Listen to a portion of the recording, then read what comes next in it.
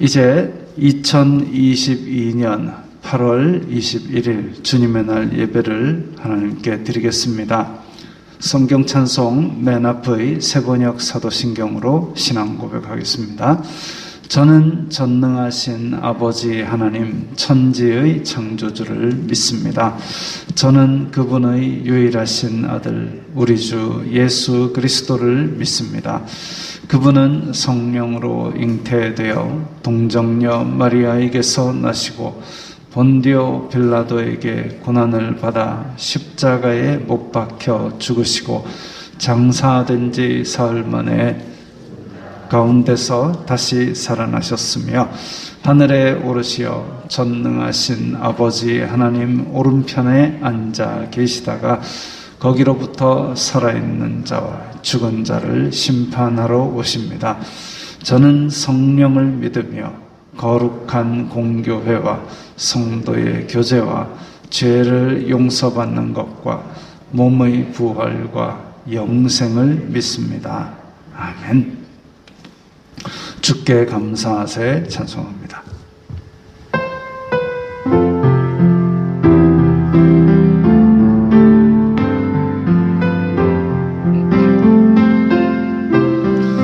주께 감사하세 그는 선하시며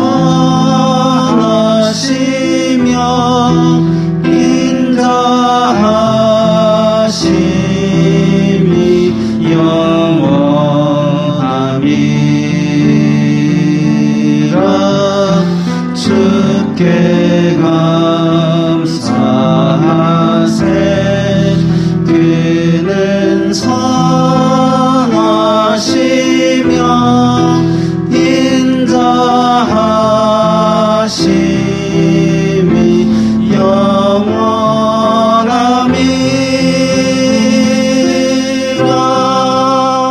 아멘. 이 시간에는 다 함께 회개하는 기도를 드리겠습니다. 일주일 동안 살면서 주님의 뜻대로 살지 않았던 것을 각자 목소리 내어 회개 기도 드리겠습니다. 거룩하신 아버지 하나님 감사합니다. 저희들이 예배할 수 있도록 은혜해 주시니 감사합니다. 주여 불쌍히 여겨 주시옵소서. 저희들은 죄인입니다. 주님의 거룩한 기준에 미치지 못하는 한참을 못 미치는 부족한 것 투성이인 죄인입니다. 일주일 동안 세상 속에 살면서 세상이 주는 육신의 정욕, 안목의 정욕, 이생의 자랑을 따라 산 것을 용서하여 주시옵소서. 세상 속에서 빛과 소금이 되지 못하고 오히려 마음속으로 탐욕과 악독을 바라였던 것을 용서하여 주시옵소서. 주여 저희들이 이 시간에, 이 예배의 시간에 주님의 은혜로 말미암아 죄 용서받는 기쁨을 회복하고 또한 이 세상 속에 다시 힘차게 나갈 용기를 얻게 하여 주시옵소서. 예수님 이름으로 기도드리옵나이다. 아멘. 찬송가 제8장 하면서 헌금하겠습니다.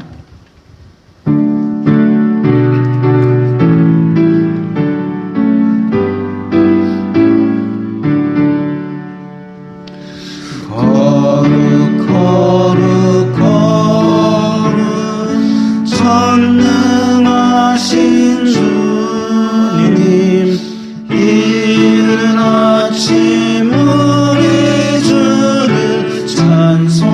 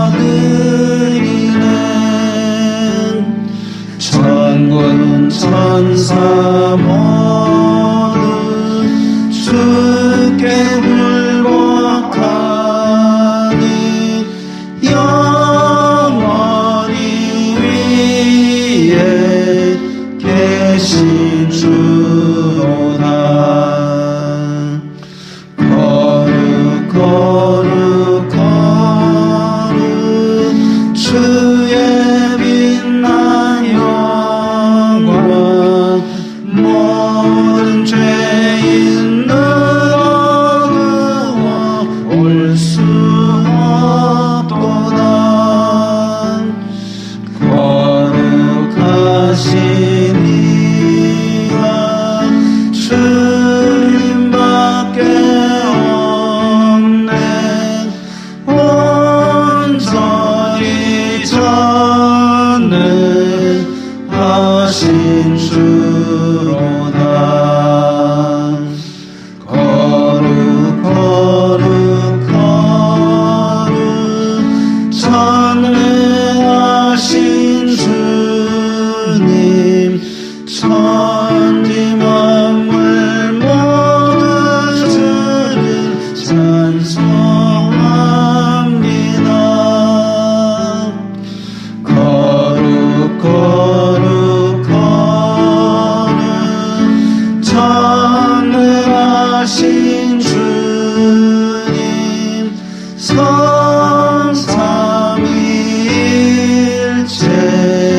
우리 주로다.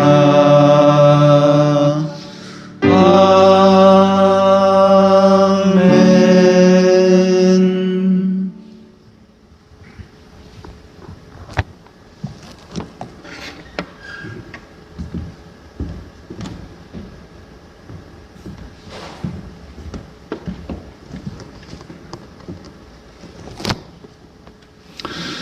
거룩하신 아버지 하나님 감사합니다. 저희들에게 이 세상 사는 동안 시간의 열매들, 땀의 열매들을 거둘 수 있도록 복을 내려주시니 감사합니다. 주님의 은혜 감사하여서 주님 앞에 각기 예물을 바쳤사오니 주님 기쁘게 받아주시옵소서. 이 예물이 쓰이는 곳마다 아버지 하나님의 영광이 나타나고 예수 그리스도의 사람 살리는 복음이 전파되게 하여 주시옵소서. 우리 성도들 어디로 가든지 복의 근원이 되고 나누어 줄 수 있는 자가 되게 하여 주시고, 또한 아버지 저희들이 이렇게 복의 통로가 되어서 세상 속에서 주님의 복을 나누어 줄 때에 많은 사람들이 보고 주님께 영광 돌리게 하여 주시옵소서. 예수님 이름으로 기도드리옵나이다. 아멘.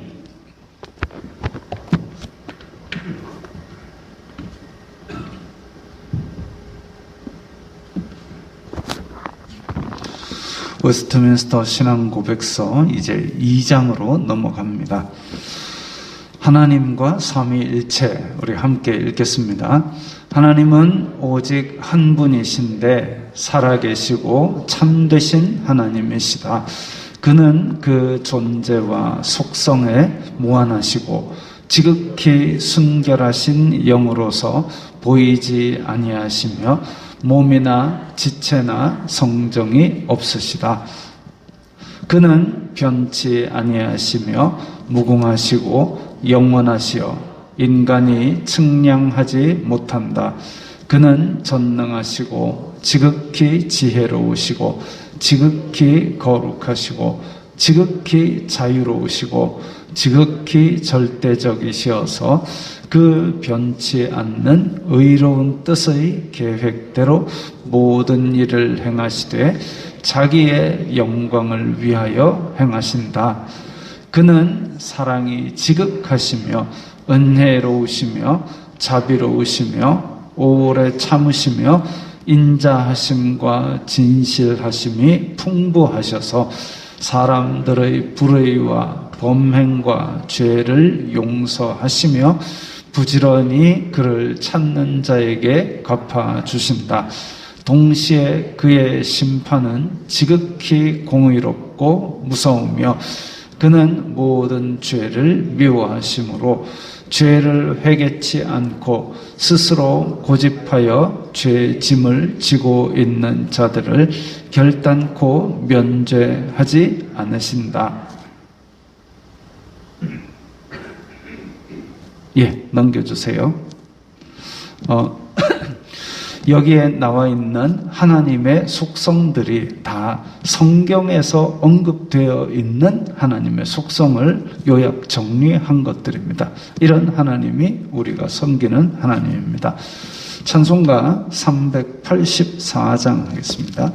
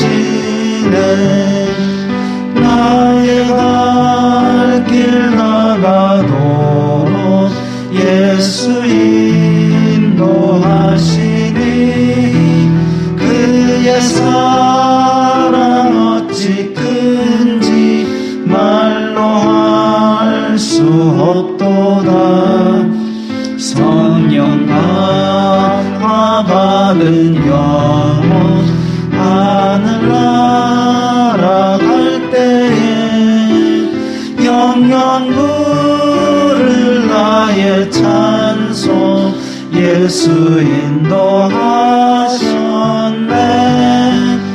영영구를 나의 찬송 예수 인도하셨네. 아멘.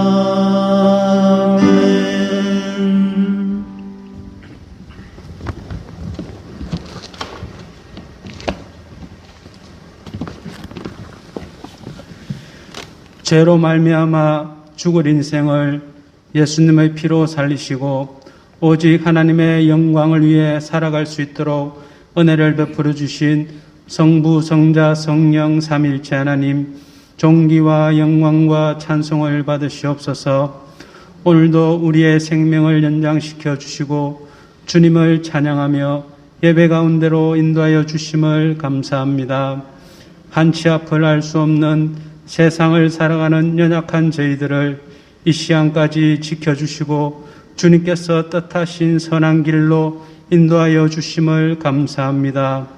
힘들고 어렵고 우리의 힘만으로 감당하기 벅찬 일들을 주님께 고백하며 주님께서 공급해 주시는 지혜와 능력으로 하루하루 힘차게 살아가는 저희들의 삶이 되게 하여 주시옵소서. 주님, 저희들의 죄를 불쌍히 여겨 주시옵소서. 하나님 말씀대로 온전하게 순종하며 깨달으며 돌이키게 하여 주시옵소서. 주님의 시간의 때가 오기 전에 속히 하나님께로 온전하게 돌아오는 저희들이 다 되게 하여 주시옵소서. 주님께서 계획하신 뜻 가운데 내리교회를 이 땅 위에 세워주시고 강신현 목사님과 성도들이 다 함께 주님의 몸된 교회를 바로 세워나갈 수 있도록 인도하여 주심을 감사합니다. 하나님 말씀에 순종하며 살아가는 목사님, 영육간에 더욱 강건하게 하시고 맡겨주신 사명 부족함이 없도록 끝까지 인내하며 승리해 나가는 목사님이 되게 하여 주시옵소서. 이 은혜가 하나님 말씀을 선포하시는 목사님을 통해 성도들에게도 잘 전해져 믿음으로 온전하게 이겨나가는 성도들이 될 수 있도록 주님의 은혜를 다하여 주시옵소서. 정치, 경제, 사회 전반적으로 심히 어려운 가운데로 몰리고 있는 지금의 대한민국을 불쌍히 여겨 주시옵소서. 지금부터라도 정신 차리고 갈라져 싸우지 말고 하나가 되어 이 나라가 살 길이 어디인지 서로 머리를 맞대며 이 나라의 미래를 준비하며 나아가는 대한민국이 되게 하여 주시옵소서. 하나님을 믿는 성도들과 교회들도 정신 차리고 깨어 기도하며 이 나라의 안위를 위해 모든 것을 주관하시고 다스리시는 하나님께로 담대하게 나아가게 하여 주시옵소서. 대한민국을 통해 이루시고자 하는 뜻을 다 이루시고 영광을 받으시는 대한민국이 되게 하여 주시옵소서. 세계 곳곳에 흩어져 있는 선교사들을 기억하여 주시고 주님의 은혜를 다하여 주시사 죽기까지 충성을 다하는 믿음의 선교사들이 다 되게 하여 주시옵소서. 주님 안에서 필요한 것을 채워나가시는 주님의 은혜가 힘들고 어려운 이때에 날로 날로 더욱 충만해지는 은총을 베풀어 주시옵소서. 내리교회를 섬기는 모든 성도님들 하나님 말씀으로 늘 깨어있게 하여 주시옵소서. 알게 모르게 역사하시는 하나님의 은혜를 항상 감사하며 기뻐하는 삶을 살게 하여 주시옵소서.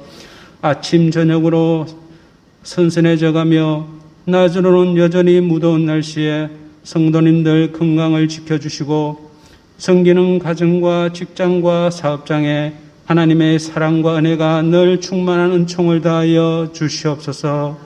예수님의 이름으로 기도드리옵나이다. 아멘.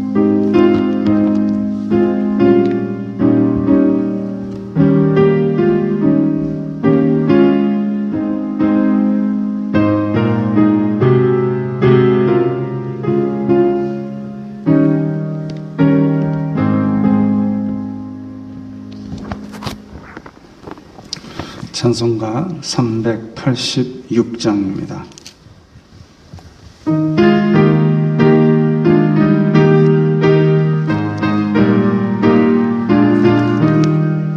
만세 반석 열린 곳에 내가 숨어 있으니 원수마귀 손 못대고 알람 풍파 없도다. 만세 반석 열린 곳에 내가 편히 쉬리니 나의 반석 구주 예수 나를 숨겨주소서.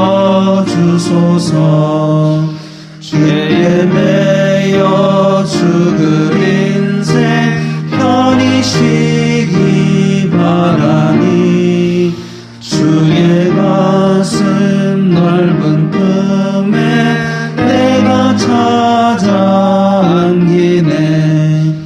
만세 반석 열린 곳에 내가 편히 쉬리니 나의 반석 구주 예수 나를 숨겨주소서.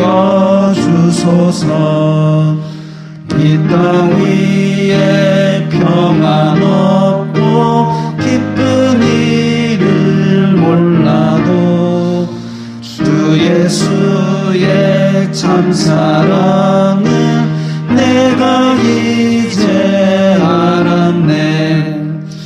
만세 반석 열린 곳에 내가 편히 쉬리니 나의 반석 구주 예수 나를 숨겨주소서. 험한 풍파 지나도록 순풍으로 도우사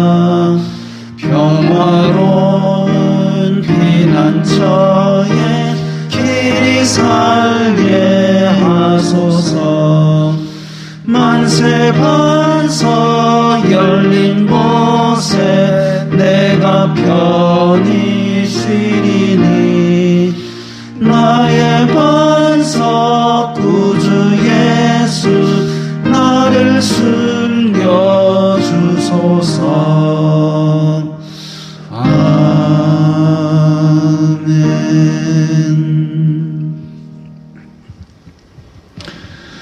오늘 말씀은 사무엘상 23장 10절부터 14절까지의 말씀입니다. 구약성경 448면 사무엘상 23장 10절부터 14절까지의 말씀 함께 읽겠습니다. 다윗이 이르되 이스라엘 하나님 여호와여, 사울이 나 때문에 이 성읍을 멸하려고 그일라로 내려오기를 꾀한다 함을 주의 종이 분명히 들었나이다. 그일라 사람들이 나를 그의 손에 넘기겠나이까? 주의 종이 들은 대로 사울이 내려오겠나이까? 이스라엘의 하나님 여호와여, 원하건대 주님의 종에게 일러 주옵소서 하니 여호와께서 이르시되 그가 내려오리라 하신지라. 다윗이 이르되 그일라 사람들이 나와 내 사람들을 사울의 손에 넘기겠나이까 하니 여호와께서 이르시되 그들이 너를 넘기리라 하신지라. 다윗과 그의 사람 600명 가량이 일어나 그일라를 떠나서 갈 수 있는 곳으로 갔더니 다윗이 그일라에서 피한 것을 어떤 사람이 사울에게 말하매 사울이 가기를 그치니라. 다윗이 광야의 요새에도 있었고 또 십광야 산골에도 머물렀으므로 사울이 매일 찾되 하나님이 그를 그의 손에 넘기지 아니하시니라. 아멘. 입추가 지나고 말복이 지났습니다. 그래도 여전히 덥죠. 이 더운 여름에는 지구온난화가 상당히 걱정이 됩니다만은 또 가을 바람이 살짝 불기 시작하면 지구온난화는 둘째치고 빙하기가 오나 그런 생각이 또 듭니다. 어쨌든 교회 앞에도 이제 낙엽이 많이 보이기 시작합니다. 그때 입추 그날 딱 새벽 기도회 마치고 집에 가는데 가로수에서 낙엽이 후루룩 떨어져 있는 것을 보면서 야, 그래도 오기는 오는구나, 가는 거는 가는구나, 그 생각을 했습니다. 어쨌든 이렇게 환절기에 덥다고 문 활짝 열어놓고 주무시면 새벽에 이제 입술이 파랗게 돼가지고 깨는 경우가 있을 겁니다. 감기 조심하십시오. 감기 조심하세요. 특정 업체에서 뭐 받은 거 아닙니다. 그냥 감기를 조심하셔야 되는 거죠. 자, 이제 오늘 본문에는 아직 왕이 되기 전의 다윗입니다. 시골 목동 다윗이 골리앗을 죽이고 이스라엘의 장군이 되어가지고 공을 많이 세웠는데 이스라엘 초대 왕 사울은 자기 개인의 시기심으로 다윗을 죽이려고 눈이 벌게서 쫓아다니고 있습니다. 왕이 가장 충성스러운 공을 가장 많이 세운 나라 지키는데 제일 공이 큰 장군을 죽이려고 날마다 그것만 쫓아다니고 있으니까 나라 꼴이 말이 아니겠죠. 다윗은 날만 새면 사울이, 저 지금 창 든 사람이 사울이거든요. 사울이 막 고민하고 막 정신이 왔다 갔다 할 때에 다윗이 하프를 하면서 노래를 하면 좀 제정신이 돌아오고 이래가지고 왕궁에서 다윗을 불러다가 하프하고 노래하게 했는데, 그럼에도 불구하고 사울이 한 번씩 제정신을 못 차려가지고 그래서 단창을 들고 다윗을 죽이려고 저렇게 설치는 때도 있었습니다. 그런데 어쨌든 다윗이 지금 그렇게 블레셋의 공격을 막아내고 정말 나라에 공을 많이 세우고 이렇게 지내고 있다가 이제 사울 왕이 자기를 죽이려고 맨날 쫓아오니까 다윗도 날만 새면 사울의 군대가 나타날까 살피고 도망가고 그 도망자 생활이라는 것이 혹시 해보신 분 계십니까? 잘 없으시죠? 이게 말이죠. 저도 도망자 생활을 해본 적은 없지만 술래잡기는 많이 했습니다. 각종 술래잡기가 있었지 않습니까? 우리 그야말로 놀이기구가 없던 시절 맨몸만 가지고 동네 밖에 나가고 그런 애들이 또 수두룩 모여요. 그래 집에 있으면 자꾸 풀베 오락하고 나무 해오락하고 이러니까 그냥 무조건 밥만 먹고 튀어 나가는 겁니다. 튀어 나가면 이제 그런 애들이 울릉울릉 모여 있는데 그러면 이제 몸밖에 없으니까 뭐 합니까? 그러면 이제 야 술래잡기 하자 니 술래하고 막 다 도망가 봅니다. 그러면 가는 또 술래 잡으러 막 도망가는 게 쫓아가죠. 술래가 어디서 나올지 모르니까 막 열심히 도망을 갑니다. 도망을 가고 그러다가 골목을 확 돌아섰는데 갑자기 술래가 나오면 심장이 덜컥 내려앉는 것 같습니다. 심장이 발까지 떨어지는 것 같습니다. 그런 도망자의 삶. 근데 그냥 놀이가 아니라 다윗은 지금 잡히면 죽습니다. 지금 장난으로 저런 창을 던져가지고 그런 사람이 어디 있겠습니까? 찔리면 최소한 몸에 빵꾸가 납니다. 그런 목숨의 위험을 가지고 지금 도망을 가고 있는 거죠. 얼마나 도망이 힘들었는지. 그래서 적국이던 블레셋까지 도망을 갑니다.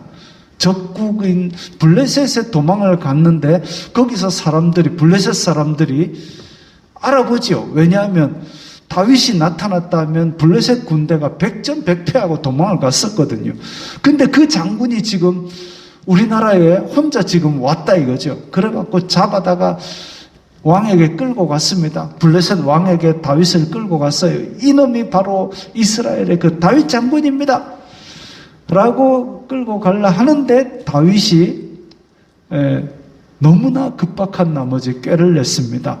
완전히 이제 침을 질질질 흘리고 벽에 기대가 이렇게 해가지고 왕이 저걸 보고 아니 이 나라에 미친놈이 부족해가지고 저런 미친놈을 다윗이란 말이냐 하고 그냥 지나갔지 안 그랬으면 잡혀가지고 블레셋에서 죽었을지도 모릅니다.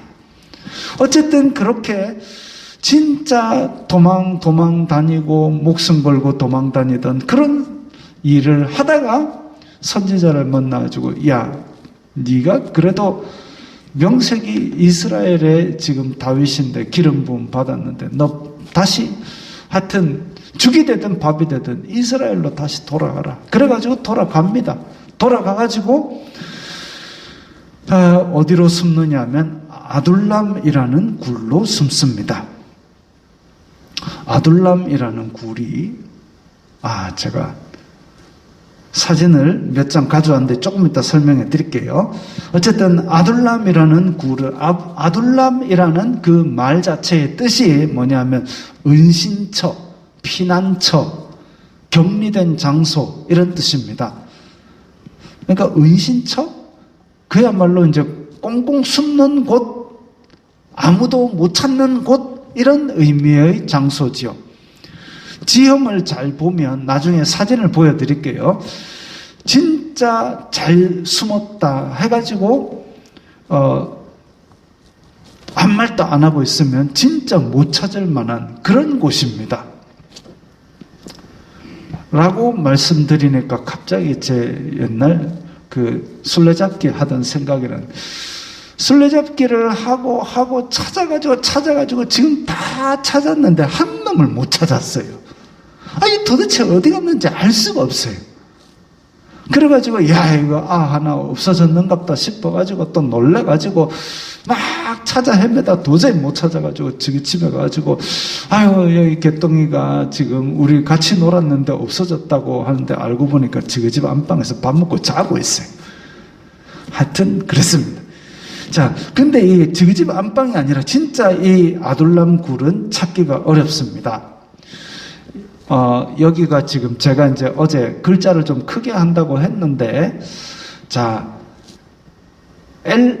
화살표 있는 데가 아둘람 굴입니다. 아둘람 굴이고, 지금 꼬불꼬불하게 엘라 골짜기 보이시죠?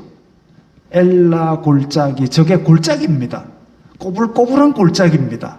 그리고 그 안에는 주머니처럼 생긴 그런 지형입니다. 꼬불꼬불해서 골짜기처럼 해가지고 주머니처럼 생긴 지형. 저 골짜기 안에 아둘람이라는 곳이 있고요. 그 다음에 저 꼭대기 위에 이제 큰 산지에 예루살렘도 있고 헤브론도 있고 그렇습니다. 그러니까 산지하고는 다른 그 밑에 동네예요. 그런데 그 밑에 보면 이스라엘 진영, 블레셋 진영이라고 나옵니다. 아둘람 되기 전에 이미 다윗이 한번 그 지형을 답습해서 알고 있는 곳입니다. 어떻게 아느냐 하면 옛날에 소년 다윗이 아직 군대도 잡혀가기 어려운 어린 나이에 대략 한 17세 정도 되지 않았나 싶습니다. 왜냐하면 그 이상 다윗이 형들이 많잖아요. 형들이 많아가지고 다윗이 8번입니다. 8번. 근데 형들 3명이 군대 갔다 했거든요.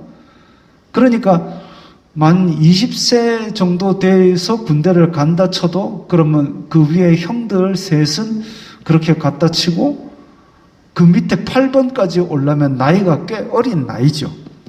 자, 그런데 이 어린 다윗이 형들한테 집에서 주는 음식을 주러 가지고 갔다가 골리앗이라는 그 이야기 다 아시잖아요. 그래서 골리앗을 처음 만난 곳이 바로 이 엘라 골짜기입니다. 골짜기를 두고 양쪽에 언덕 산이 있어요.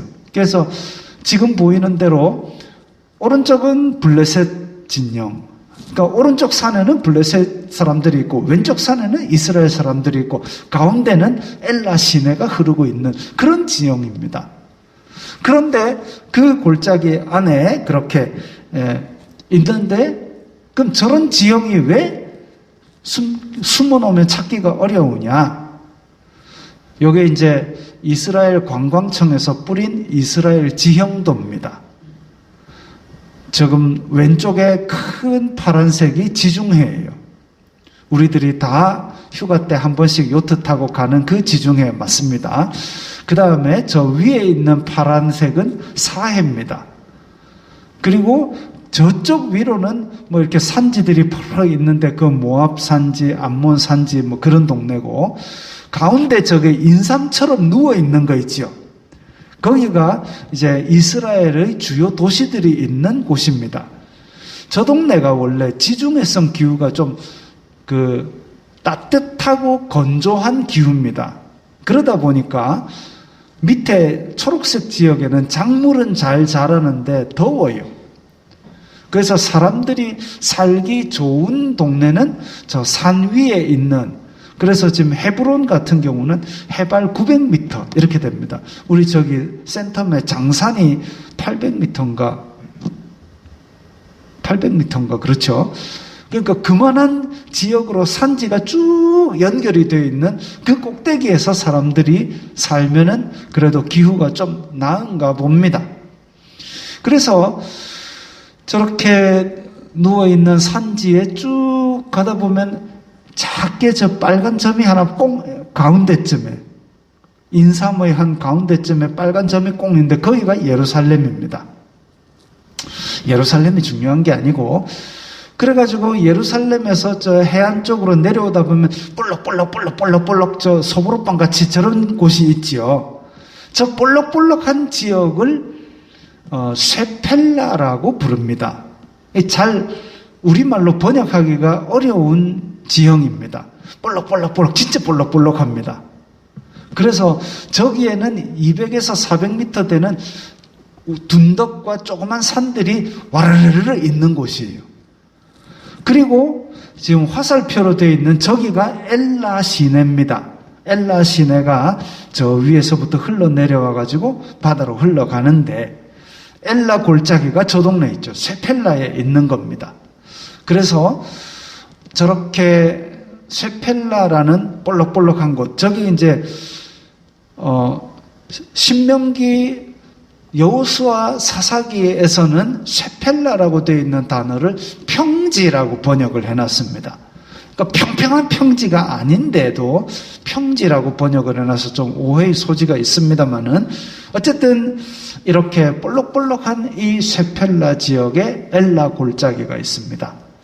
요거는 현재 사진입니다. 엘라 골짜기가 이렇게 쭉 들어가고 있고 저 멀리에 예루살렘이 보입니다. 그래서 이쪽 언덕에는 이스라엘 진영, 저쪽 언덕에는 블레셋 진영. 저런 볼록볼록한 산들이 와르르 있는 곳입니다. 그리고 여기는 이제 아둘람 굴입니다. 아둘람 굴인데 석회 동굴로 되어 있습니다. 석회 동굴은 파면 파집니다. 근데 이 파고 나서 공기를 쐬면 시멘트처럼 딱딱하게 굳어진다고 합니다. 그래가지고 파고 들어가가지고, 그러니까 자연 동굴인데 그 안에 파고 들어가가지고 또 파고 들어가고 또 파고 들어가고 막 굴을 이렇게 사통팔달 해놓으면 찾기 어렵습니다. 진짜 은신처지요. 아까 이렇게 올록볼록한 지형에 야산들이 많은데 그런데 그 안에 석회동굴 안에도 굴을 이렇게 파고 숨어버리면 진짜 못 찾습니다. 자기는 찾아올 수 있나 모르겠습니다. 아둘람 가는 길은 또 이렇게 생겼습니다. 참 가기도 어렵게 되어 있습니다. 그래서 이렇게 찾아가기도 어려운 곳에 숨지 않으면 왕이 쫓아와가지고 잡아갑니다. 잡아가지고 죽입니다. 그러니까 참 어려운 도망 생활을 하고 있는 것이죠. 길을 안다 해도 저 뒷산에 숨으면 앞산에서 안 보이는 그런 지역에 있습니다. 다윗의 형들과 그리고 아버지와 가족들도 지금 다윗에게로 다 도망왔습니다. 왜냐하면 왕이 그 가족들은 가만히 놔두겠습니까? 맨날 가가지고 다윗 어디 있노? 내놔라. 안 그러면 잡아간다. 막 이래서 하니까 복잡하잖아요. 그래서 다윗의 가족들도 다 데리고 도망자가 됐습니다. 그런데 이렇게 다윗의 가족만 데리고 도망 다녀도 힘들 텐데 다윗의 소문을 듣고 어려움 당한 사람들, 빚지고 쫓겨난 사람들, 원통한 사람들이 막 모여들었습니다. 그게 벌써 22장에서 사무엘상 오늘 본문은 23장인데 22장에서 벌써 400명이 넘었습니다. 그런데도 계속 모여듭니다. 말이 그렇지 400명이라는 인원이 왔다 갔다 한다고 생각하십시오. 맨날 도망다닌다고 생각하십시오. 근데 400명이 멋지고 훌륭한 사람들이 400명이 모인 게 아니라 빚자가 쫓겨난 사람, 나라의 왕이 자기 충신을 맨날 죽이려고 돌아다니니까 나라 살리면 어떻겠습니까? 엉망진창이죠. 탐관오리들 어떻겠습니까? 갑질하고 뺏고 막 그러겠죠. 그런 와중에 억울한 일을 당한 사람이 한둘이가 아닌 거죠. 그런 사람들이 다 도망와가지고 어디로 모이느냐? 다윗이랑 같이 모이는 겁니다. 다윗은 자기 가족들 건사하기도 바쁜 몸인데 별별 희한한 사람들이 몇백 명 오니까 이거 어쩝니까? 그런데 범죄자들이 아니라 죄짓고 살인하고 도망가고 이런 사람들이 아니라 그야말로 억울하고 원통한 사람들, 집을 잃고 터전을 잃고 헤매는 사람들, 달리 갈 데도 없는 사람들입니다. 그런데 그런 생각이 들었습니다. 달리 갈 데도 없는 사람들이 차라리 아까 여기 차라리 저 빨간 화살표 있는 해안 평야, 블레셋 지역이기는 하지만 그쪽 위쪽에 이렇게 해안 평야 쪽으로 가면 곡식도 풍성하고 일자리도 많을 텐데 왜 하필 이 목숨 걸고 도망가는 다윗을 따라왔을까요? 아무리 갈 데가 없어도 그래도 날픈 팔이라도 하면 될 것을 왜 목숨 걸고 도망치는 다윗에게 빌붙었을까요? 사울에게 걸리면 다 죽습니다. 왜 우리말에도 그런 거 있잖아요. 삼족을 멸하라.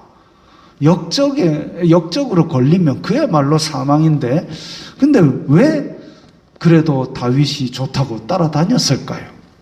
그거 한번 고민하면서 오늘 좀 더 이야기를 들어보겠습니다.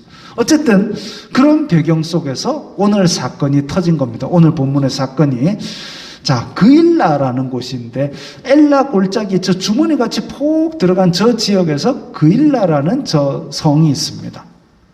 그일라라는 성에서 추수를 하고 타작을 하려는데, 그 곡식을 다 거두고 나서 곡식 껍데기를 까야 되잖아요. 옛날에는 그거를 도리깨로 다 때려가지고 그렇게 깠는데, 타작을 하려는데 블레셋 사람들이 쳐들어온 겁니다.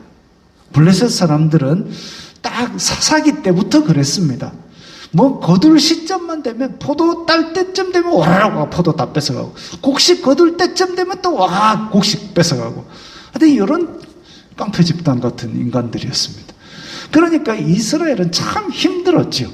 근데 블레셋 사람들은 해양 문화를 받아들여서 철기를 갖고 있었습니다. 철기를. 그때 당시만 해도 이스라엘 사람들은 철기가 없었습니다. 철로 된 칼은 왕이나 한두 자루 갖고 있고 그 외에는 철이 없었습니다. 그야말로 전략 생산 무기다 되다 보니까 블레셋 사람들도 재련하는 그런 기술을 유대 사람들에게 알려주지 않았습니다. 그러니까 기껏해야 철 농기구만 조금 있고, 칼이라고 있는 거는 청동기, 그러니까 청동기 문화 아시죠? 청동으로 된, 구리로 된 칼입니다. 그게 메가리가 없습니다.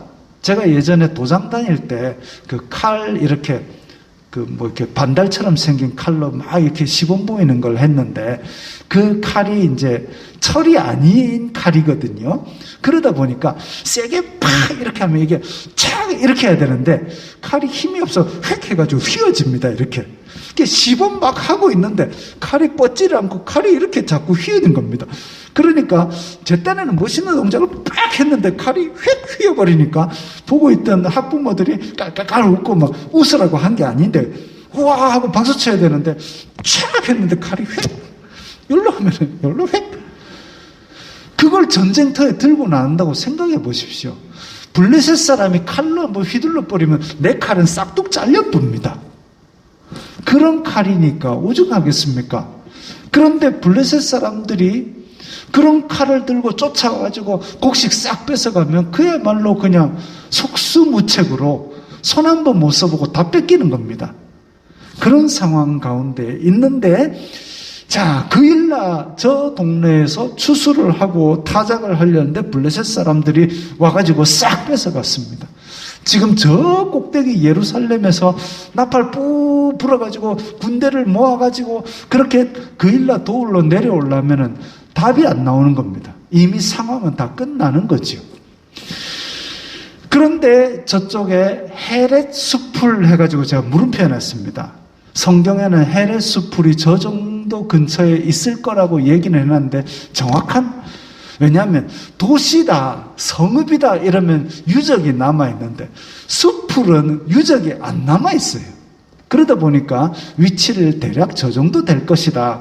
왜냐하면 다윗이 워낙 동해 번쩍 서해 번쩍 도망다니다 보니까 어느 위치인지 남지도 않습니다. 어쨌든 헤렛 수풀 근처에 있던 다윗이 그 소식을 들었습니다.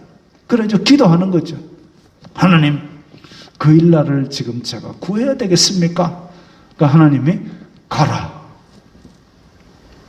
뜨끔하지요. 왜냐하면 지금 옛날에는 장군이었지만 지금은 뭐 제대로 된 무기도 없고 지금 먹여야 될 식구들만 400명인데 이거 어떻게 합니까? 그래서 다윗이 다시 묻습니다. 그런데 하나님, 우리나라 경찰도 지금 무서워서 도망다니는 사람들인데 저긴 군대인데 지금 어떻게 이깁니까? 하나님께서 내가 이기게 해줄게. 오케이. 그래서 다윗의 군대가 군대라기보다는 다윗의 도망자 무리들이 쫓아가서 블레셋 군대를 무찌르고 가축들을 되찾아왔습니다. 제가 아까 말씀드렸죠. 정식 군대도 제대로 된 무기도 없는데 도망자들이 뭔 무기가 있었겠습니까? 그럼에도 불구하고 찰기 무기를 가진 블레셋 군대를 무찔렀으니까 정말 기적적이죠. 그래가지고 가축을 다 되찾아왔습니다. 수확된 많은 곡식들이 있습니다. 그일라 사람들이 기쁘지요. 고맙지요. 잔치를 벌였을 겁니다. 잔치를 벌이고 지금 빚지고 억울한 무리들이 도망만 다니다가 얼마나 배도 많이 고팠겠습니까? 그래가지고 그 사람들과 함께 잔치를 벌였을 겁니다. 그 뭐 찾아줘서 고맙다 하고 입 싹 닫고 문 걸어 잠그고 이렇게 하지는 않았을 거 아닙니까? 그래가지고 함께 오랜만에 잘 먹었을 겁니다. 그런데 그일라에 있던 한 신고 정신이 투철한 시민이 사울에게 전화를 합니다. 여보세요, 사울이죠. 여기 다윗이 왔어요. 추수한 곡식도 찾았고 우리 임금 사울에게 칭찬도 받으면 얼마나 좋겠습니까? 왜냐하면 그 전에 다윗이 제사장들이 사는 저 예루살렘 옆에 노비라는 동네에 도망을 갔는데 노베에 있던 제사장이 다윗한테 먹을 거를 줬단 말이죠. 그리고 골리앗이 갖고 있던 칼을 내줬어요. 그래가지고 다윗이 거기 있다가 도망을 갔는데 사울이 그 자리에 와가지고 제사장들을 다 죽였습니다. 지금 그일라도 끝장나게 생긴 거예요. 사울 왕이 쫓아오면 이제 다윗의 무리들을 먹였다 이래갖고 그일라 사람들이 다 죽게 생긴 겁니다. 그러니까 그일라에서 신고한 거죠. 사울에게. 그렇게 신고를 했는데 그러면 사울이 군대를 소집합니다. 아니 왕이라는 작자가 그일라가 침략받았을 때 나팔 불고 쫓아와가지고 빨리 이걸 평정해주고 그렇게 해야 될 왕이 그일라가 침략받을 때는 소식도 못 듣고 그러고 있다가 다윗을 잡으려고 군대를 소집합니다. 이 참 희한한 노릇이죠. 하나님께 다윗이 다시 기도합니다. 그게 바로 오늘 우리가 읽은 본문입니다. 사울이 그일라로 내려올까요? 그렇다. 하나님의 긍정적인 대답을 듣는 게 매번 좋은 건 아닌 것 같아요. 그렇다. 내려올 것이다. 그일라 사람들이 여기 이 동네 사람들이 우리가 이 사람들 구해줬는데 우리를 사울에게 잡아 넘길까요? 그렇다. 와, 이런 배은망덕이 있습니까? 배은망덕. 은혜를 배신하고 덕을 잊어버리는 게 배은망덕이죠. 목숨 걸고 블레셋 군대와 싸워가지고 그 수확물을 찾아준 은혜를 배신하고 가축을 찾아준 덕을 잊어도 유분수지 다윗을 잡아가지고 넘길 거랍니다. 다윗을 잡아서 사울에게 넘기면 다윗은 죽음입니다. 죽으라는 거죠. 다윗은 참 기분 나쁠 수 있지만 오늘 설교의 제목처럼 가자 하고 떠나갑니다. 그일라 사람들한테 너는 내가 안 잊을 끼대 이런 얘기도 안 하고 그냥 가자 하고 떠났습니다. 어떻게 보면 기분이 참 착잡하겠죠. 왜냐하면 그 이전에 노브에서 제사장 마을이 다 멸절되는 거를 체험했거든요. 내 때문에 죄 없는 사람들이 많이 죽었구나. 그일라에도 끝장날까 봐 두려운 거죠. 한편으로는 진짜 애써 구해줬는데 이런 일을 당하면 기분 나쁠 수도 있죠. 성경은 다윗의 기분에 대해서 침묵하고 있습니다. 어찌 보면 다윗은 그저 하나님께서 가라 하니까 와가지고 싸워라 이기게 해줄게 하니까 이겼고 또 도망자 생활에서 밥과 고기를 배불리 먹은 거는 그야말로 보너스죠. 그 다음에 이제 하나님께서 이제 됐다 가라 하니까 지금 떠나간 겁니다. 그렇게 생각하면 기분 나쁠 게 없죠. 오늘도 그냥 하나님만 그일라 사람들만 바라보면 이건 기분 나쁠 수 있어요. 이런 배신자들 할 수 있지만 하나님만 바라보면 가라 갔고 싸워라 싸웠고 먹어라 먹고 그 다음에 또 가자 하면 가는 거죠. 하나님만 바라보면 기분이 안 나쁠 겁니다. 그래서 다윗이 화라락 도망 다 갔습니다.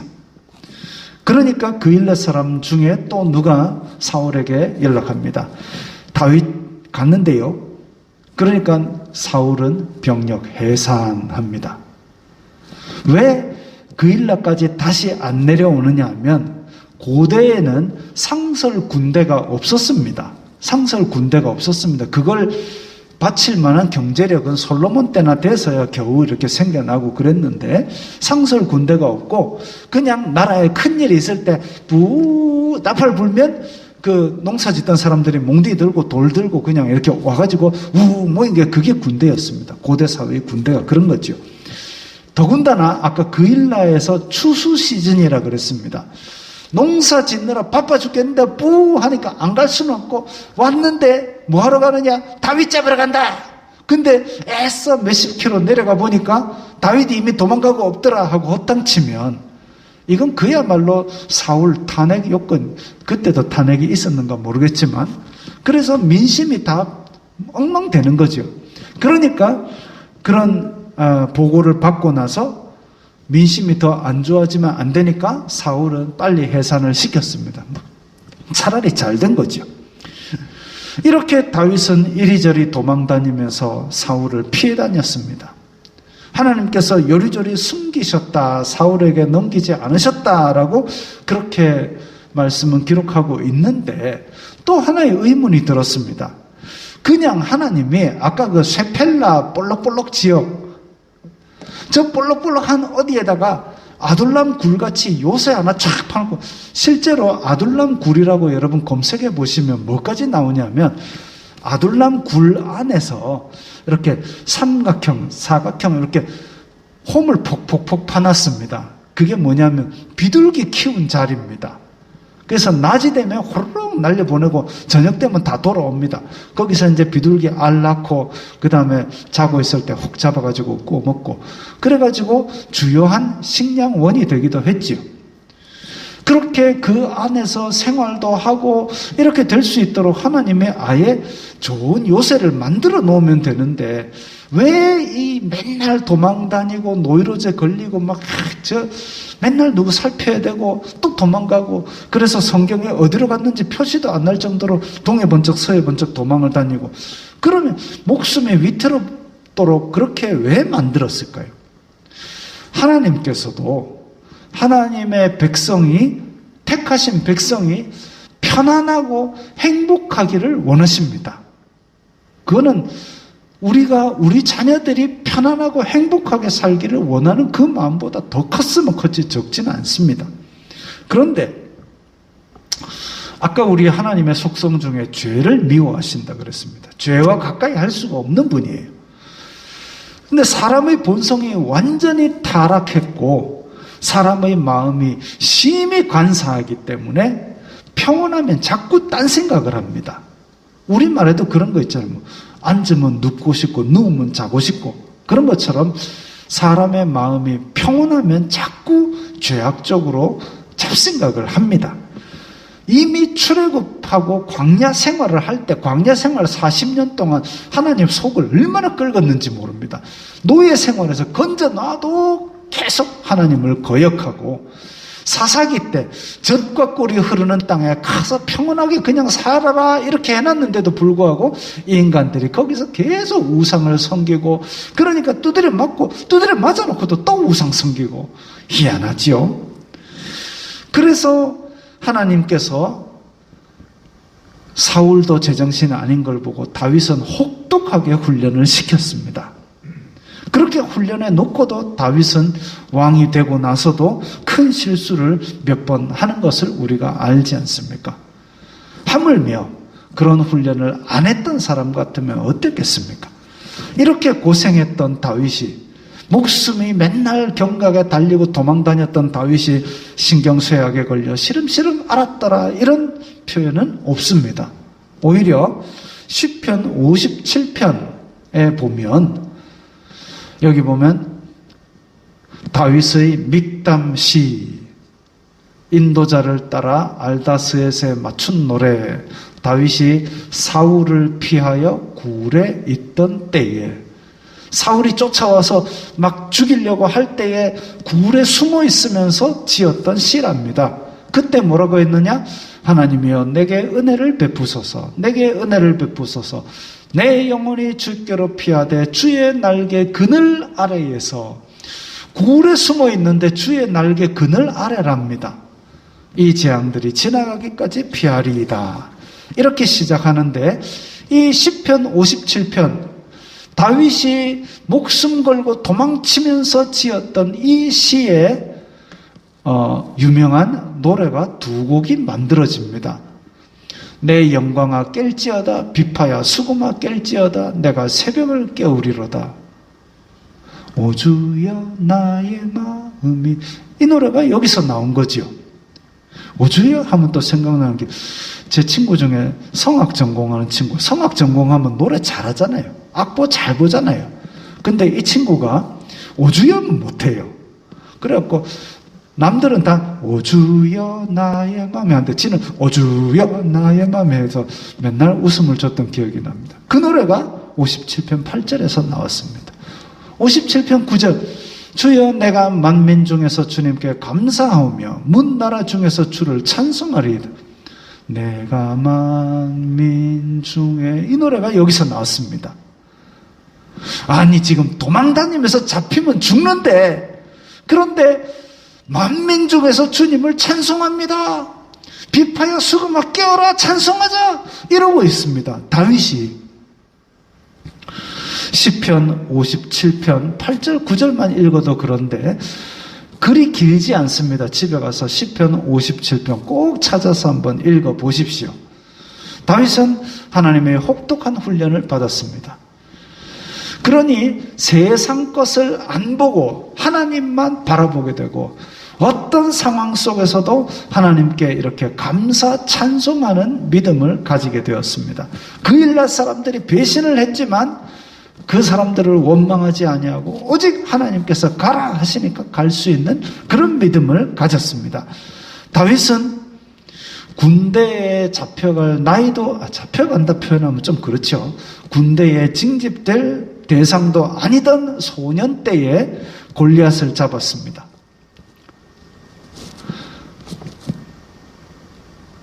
그림을 촥촥. 네. 다윗은 그렇게 수많은 전쟁을 이겨낸 장군이 되었습니다. 하나님께서 함께 하시는 사람이 되었습니다. 반면 키 크고 잘생겼던 왕 사울은 사무엘 선지자 살아 생전에 하나님께서 버리셨다 그랬습니다. 저 지금 제단이 있죠. 제단에서 사무엘을 기다렸다가 제사를 드려야 되는데 백성들이 살살 떠나가는 모습, 블레셋이 쳐들어오는 모습을 보고 지가 그냥 뚝딱뚝딱 하는데 사무엘이 이 도대체 뭐하는 짓입니까? 하나님께서는 순종이 제사보다 낫다는 것을 왜 모르냐고. 그래놓고 그 다음에 또 한번 이스라엘의 철천지 원수 아말렉을 전멸시켜라 했는데 전멸 안 시키고 비싼 거 다 빼돌리다가 이게 뭐하는 짓입니까? 또 한 번 더 들었습니다. 그 와중에 사울은 백성들 앞에 내 얼굴 좀 세워주세요 이러고 앉았습니다. 사무엘이 혈압이 좀 낮았던가 봐요. 높았으면 죽었을 겁니다. 혈압이 높아 죽었던지라 그런 말이 없는 걸 봐서 어쨌든 그 이후에 사무엘은 다시는 사울을 안 봤다 그랬습니다. 안타까운 일이죠. 그런데 다윗에 대한 시기심에 불타 맨날 죽이러 돌아다녔습니다. 나라 꼴이 엉망진창이죠. 그러니까 억울하고 빚지고 쫓겨난 자들이 많아졌겠죠. 사람들이 아까 제가 얘기했죠. 그 400명이 왜 목숨 걸고 다윗을 따랐을까요? 하나님이 버린 사울을 따르는 것이 맞았을까요? 아니면 하나님이 함께 하는 증거가 있는 다윗을 따르는 게 맞았을까요? 그러니까 다윗을 따랐겠지요. 오늘 설교의 제목이 가자입니다. 가자. 세상을 바라보고 사람을 바라보면 기분이 나쁜 날도 있고 배신감을 느낄 날도 있겠지만 하나님을 바라볼 때는 가자 한마디면 족합니다. 하나님께서 가라 그러면 가자 하는 거죠. 하나님만 바라보시고 감사와 찬송을 하면서 멋진 길을 가시기 바랍니다. 오늘 말씀 생각하시면서 다 함께 결단하는 기도를 드리겠습니다. 세상을 바라보지 말고 하나님이 가라 하실 때 가는 우리들이 되게 하옵소서. 다 함께 기도합니다. 걸어가신 아버지 하나님 감사합니다. 옛날 그 다윗은 혹독하게 오랜 세월 훈련을 하면서 세상을 바라보지 아니하고 오직 하나님의 명령에 순종하는 그런 믿음을 가졌습니다. 오늘 세상에 미혹거리가 많고 사람들이 많은 풍요에 젖어서 주님을 멀리하고 세상을 바라보면서 많이 화를 내고 또 부러워하기도 하지만 이런 모든 것들을 다 접어놓고 하나님만 바라보고 하나님께서 가라 하실 때 가고 하나님께서 서라 하실 때 서는 그런 믿음을 저희들에게 허락하여 주시옵소서. 주여, 저희들의 삶이 주님이 숨기시는 만세 반석에서 평안하고 행복하도록 인도하여 주시옵소서. 예수님 이름으로 기도드리옵나이다. 아멘. 하나님께서 당신을 통해 하겠습니다.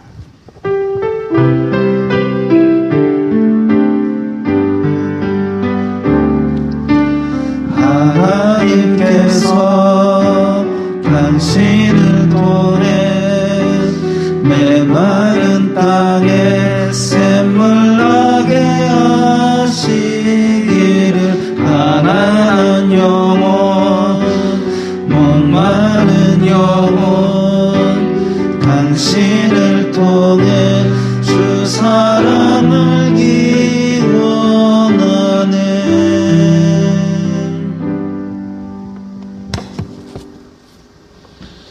주 예수 그리스도의 은혜와 하나님 아버지의 사랑과 성령 하나님의 교통하심이 너희 무리와 함께 할지어다. 아멘.